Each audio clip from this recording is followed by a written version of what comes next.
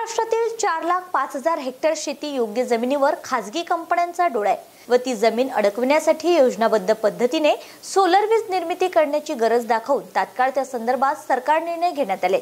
शासन निर्णयानुसार शेतीयोग्य जमीन पडीक जमीन हे 1 रुपया भाडे तत्वावर किंवा मोफत जिल्हाधिकारी हे सौर ऊर्जा प्रकल्पासाठी देईल, ते सुद्धा 30 वर्ष भाडेपट्ट्यावर।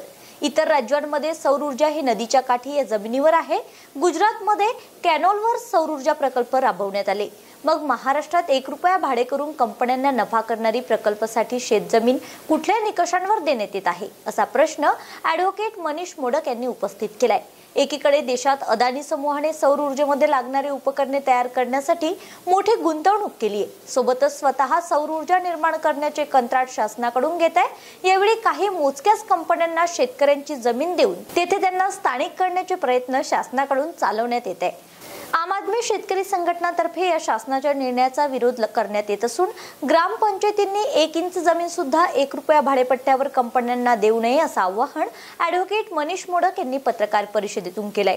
आज एक अतिशय मोठा विषय घेऊन मी आपल्या समोर आलो आहे की महाराष्ट्र शासनाने आपला GR दिनांक 31 डिसेंबर 2022 नुसार महाराष्ट्रातील 4,05,000 हेक्टर शेतीयोग्य गावरान जमीन ही वीज कंपन्यांच्या घशात टाकण्याचा मोठा कट रचलेला आहे। ज्या गायरान जमिनीची आज बाजारभाव किंमत 4 लाख कोटी ते 8 लाख कोटीच्या वर आहे, ती फक्त 4,000 रुपयात म्हणजे 30 वर्षाच्या भाडेपट्ट्यावर 1 रुपयात दराने देण्याचा कट महाराष्ट्र शासनाने या कंपन्यांना मिलीभगत करून केलेला आहे। तर आज आपल्याला माहिती आहे की अदानी हा सोलरच्या वीज निर्मितीमध्ये अग्रेसर आहे। यानेच आज हजारो हेक्टर जमिनीवर सोलरचे प्लांट टाकलेले आहे।